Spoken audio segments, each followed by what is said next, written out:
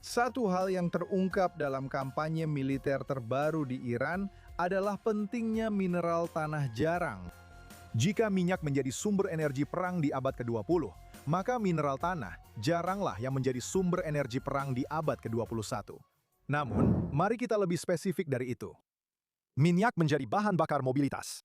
Mineral tanah jarang memungkinkan intelijen, presisi, dan kendali. Dan itulah perubahan yang tidak disadari kebanyakan orang. Karena peperangan modern bukan hanya soal seberapa jauh kamu bisa pergi.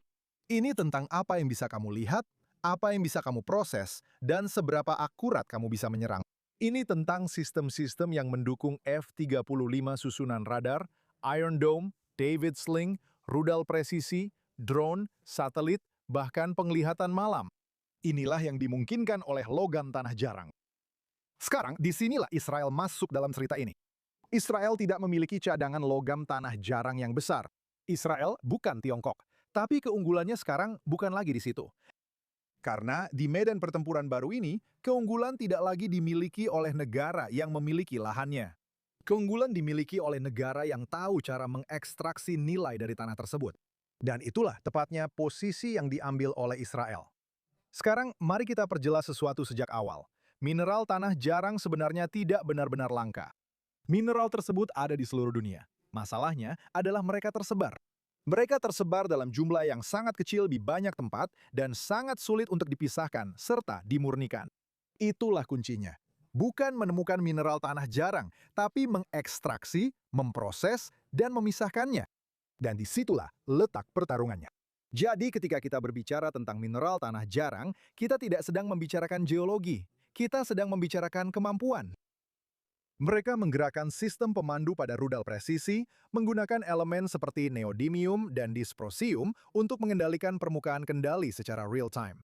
Mereka berada di dalam sistem radar, memungkinkan sistem seperti Iron Dome dan David Sling untuk melacak dan mencegat ancaman dengan presisi. Mereka tertanam di pesawat seperti F-35 menggerakkan sensor, avionik, dan sistem peperangan elektronik. Mereka bahkan memberi tenaga pada drone yang mirip dengan yang ada di rumah Anda, yang mungkin dibeli oleh anak Anda. Mereka memberikan daya mematikan yang jauh melebihi ukurannya pada platform kecil.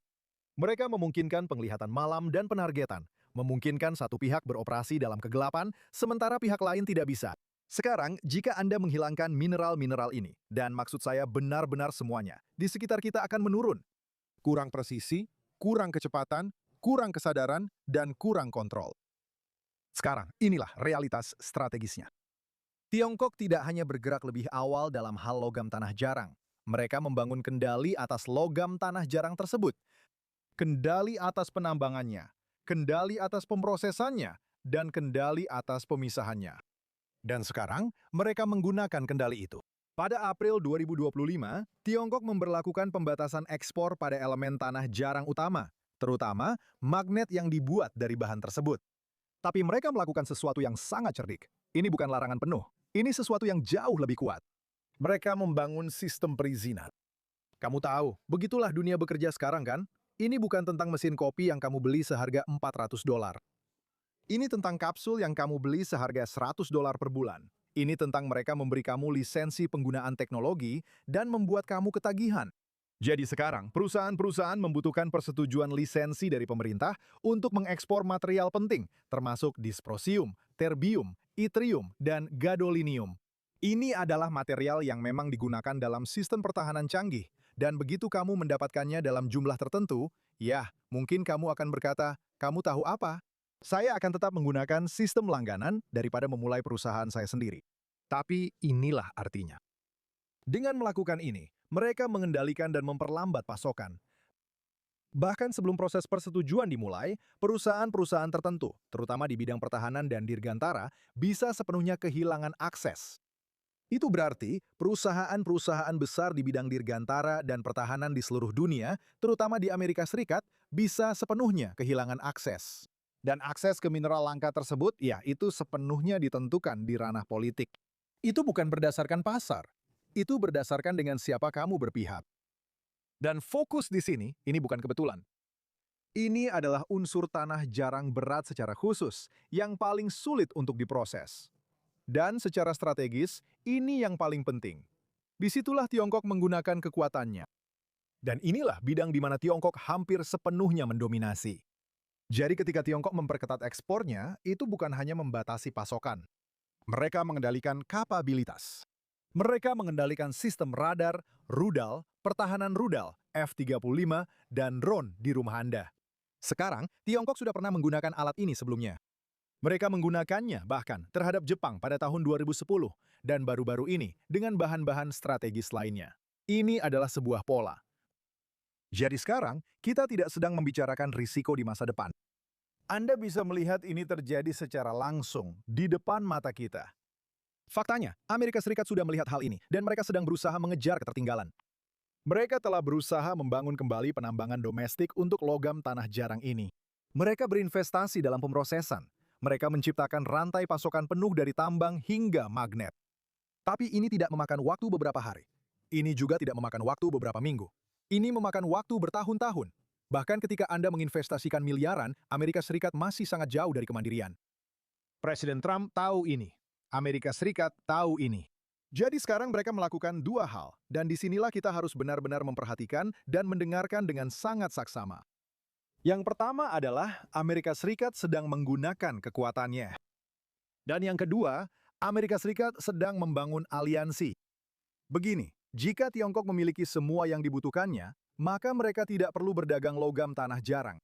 Tapi Tiongkok tidak memiliki segalanya. Bahkan, seperti yang sudah kita bahas di podcast ini, mereka tidak memiliki pasokan minyak domestik. Jadi untuk melengkapinya, mereka mendapatkan minyak dari negara-negara seperti Rusia, Arab Saudi, Qatar, dan lainnya. Tapi, terutama dari rezim-rezim nakal yang setia padanya dan bergantung padanya. Seperti Venezuela dan Iran, yang menukar minyak mereka dengan uang karena mereka masuk daftar hitam secara global dan untuk teknologi senjata yang mereka gunakan untuk mengancam dunia bebas. Sekarang, Donald Trump masuk ke dalam situasi ini. Dengan memutus ekspor Iran ke Tiongkok, Irak sekarang menyingkirkan salah satu pemasok minyak utama mereka. Itu berarti Tiongkok tidak akan memiliki cukup minyak untuk beroperasi dalam waktu lama. Perkiraan berkisar antara 2 bulan hingga 4 bulan, dan mereka akan membutuhkan minyak. Dan ketika mereka membutuhkan minyak, sebagai gantinya, mereka harus menukar dengan apa yang dibutuhkan Barat. Apa itu? Benar sekali, logam tanah jarang. Ini adalah salah satu ciri utama dari perang ini. Jika kita melihat ke depan, jika Tiongkok memutuskan untuk mengambil tindakan terhadap Taiwan, jika mereka memutuskan untuk membuat dunia kekurangan logam tanah jarang dengan memutus pasokan minyak mereka dari Venezuela dan Iran, dari negara-negara nakal ini, bukan hanya Anda menghentikan teror, bukan hanya Anda melucuti kemampuan nuklir Iran, Anda juga memaksa Tiongkok untuk berdagang logam tanah jarang sampai Barat dapat meningkatkan produksinya. Hal kedua yang dilakukan Amerika Serikat adalah membangun aliansi. Dan sekarang, hal itu membawa kita ke Washington, D.C. Beberapa minggu yang lalu, ada pertemuan tingkat menteri tentang mineral kritis. Lebih dari 50 negara berkumpul, semuanya fokus pada satu hal, yaitu mengamankan material yang menjadi dasar teknologi modern dan keamanan nasional. Dan coba tebak, Israel yang kecil juga ada di sana. Guidon Sar, Menteri Luar Negeri kami, menghadiri pertemuan dengan pejabat senior Amerika Serikat dan mitra global. Kehadirannya di sana bukan sekedar simbol. Ini menempatkan Israel sejajar dengan ekosistem logam tanah jarang. Ini menempatkan Israel sejajar dengan negara-negara penghasil logam tanah jarang. Ini menempatkan Israel sejajar dengan Barat dalam upaya mengatasi krisis logam tanah jarang. Karena Amerika Serikat memahami, ini bukan lagi sekedar soal ekonomi. Ini bukan hanya tentang apa yang bisa kamu beli. Ini tentang kendali strategis. Dan sekarang, mari kita lihat apa yang terjadi di dalam Israel. Ada dorongan nasional, upaya strategis nasional untuk masuk ke bidang logam tanah jarang, bukan melalui pertambangan, tetapi melalui inovasi. Kamu tahu, Israel adalah negara kecil di mana semua orang saling mengenal, yang berarti kami bisa bergerak dengan cepat. Dan karena itu, Otoritas Inovasi Israel bersama dengan Kementerian Energi telah meluncurkan tantangan nasional yang mengajak semua warga Israel. Dorong startup Anda untuk fokus pada ekstraksi, pemrosesan, daur ulang, dan substitusi logam tanah jarang. Dan itu benar-benar mencerminkan pemahaman yang lebih mendalam. Perlombaan global untuk mineral kritis sekarang tidak lagi ditentukan oleh volume atau ukuran, tetapi oleh kemampuan untuk mengekstraksi dan memprosesnya. Jadi, mari kita lihat seperti apa ini dalam praktiknya. Israel sedang berupaya mengekstraksi unsur tanah jarang dari deposit fosfat di Negev, bukan dalam konsentrasi tinggi, tetapi dalam bentuk yang dapat diekstraksi. Mereka sedang mengembangkan teknologi untuk memulihkan material dari limbah industri. Mereka juga melihat produk sampingan kimia, material yang sebagian besar negara buang. Mereka sedang mengembangkan teknologi pemisahan, bagian paling rumit dan berharga dari seluruh proses. Ada perusahaan Israel seperti ICL Group yang sudah berada di posisi sentral dalam bidang ini. Mereka mengoperasikan sistem kimia berskala besar yang dapat disesuaikan untuk memulihkan material kritis. Ada startup yang bermunculan melalui program nasional. Mereka bekerja untuk memperpendek siklus ekstraksi, meningkatkan tingkat pemulihan, menurunkan biaya, dan meningkatkan efisiensi. Dan pada saat yang sama, Israel sedang berinvestasi dalam sesuatu yang menarik. Sekarang, hati-hati dengan kata yang akan saya ucapkan. Daur ulang. Saya tidak sedang membicarakan tentang mendaur ulang botol dan kaleng di kotak susu Anda.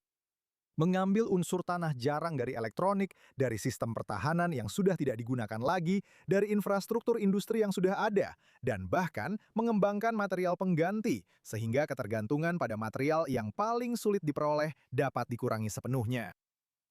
Sekarang coba pikirkan tentang implikasi strategisnya. Jika Israel bisa mengekstrak unsur tanah jarang dari limbah, mereka bahkan tidak perlu menguasai tambangnya. Jika mereka bisa memprosesnya dengan lebih efisien, dan jika mereka menjadi sangat penting bagi rantai pasokan global. Dan jika mereka bisa mengintegrasikannya langsung ke dalam sistem pertahanannya, itu akan mengurangi ketergantungan dan menjadikan kita pemain utama di dunia. Jadi, mari kita mundur selangkah. Ini bukan cerita tentang mineral. Ini adalah sebuah cerita. Cerita tentang kendali. Kendali atas rantai pasokan, kendali atas produksi militer, dan yang paling penting, terutama dalam kasus Israel, kendali atas kemandirian kita. Tiongkok membangun dominasi melalui kendali atas proses pengolahan. Amerika Serikat sedang berusaha membangun kembali kapasitas melalui aliansi. Dan Israel menempatkan dirinya tepat di tengah-tengah persaingan ini, bukan dengan memiliki lahannya, tetapi dengan menguasai apa yang dihasilkan dari tanah tersebut. Karena di masa depan, kelangkaan tidak hanya akan berkaitan dengan mineral, tetapi juga akan berkaitan dengan pengetahuan. Dan memiliki keahlian langka dalam mengekstraksi material langka adalah hal yang akan memberikan Israel keunggulan langka yang dibutuhkannya untuk masa depan. Kisah Timur Tengah tidak akan lengkap tanpa memahami sesuatu yang penting. Mengapa Israel ada di sini pada peta ini? Dan Israel ada di sini karena sejarah kita yang sudah lebih dari 3.800 tahun di tanah ini. Dan sejarah itu didokumentasikan dan ditampilkan melalui penemuan arkeologi di kota Daud di Yerusalem kuno, tempat di mana Raja Daud dan para nabi berjalan, seperti yang diceritakan dalam Alkitab. Ini adalah tempat di mana saya bekerja selama lebih dari 2 dekade. Sekarang, musuh-musuh Israel yang sering menyebut orang Israel sebagai penjajah dan mengklaim bahwa Israel tidak memiliki dasar, mereka menyadari sejak awal bahwa arkeologi yang terkubur di bawah tanah sepenuhnya membantah klaim mereka. Dan karena itu, mereka mencoba segala cara untuk menghentikannya, mulai dari terorisme hingga ke Gedung Putih. Sekarang, kisah ini dijelaskan secara rinci dalam buku saya yang menjadi bestseller New York Times, When the Stones Speak. Buku tersebut tersedia dalam bahasa Inggris di Amazon, dan tautannya ada di catatan acara. Buku ini juga sekarang tersedia dalam bahasa Ibrani, jika Anda memiliki teman atau keluarga, atau Anda lebih suka membacanya dalam bahasa negeri Israel. Dan sebentar lagi akan segera terbit dalam bahasa Rusia. Silakan beli salinan Anda hari ini dan tinggalkan pesan di kolom komentar. Saya ingin mendengar pendapat dan masukan Anda tentang buku saya. Terima kasih.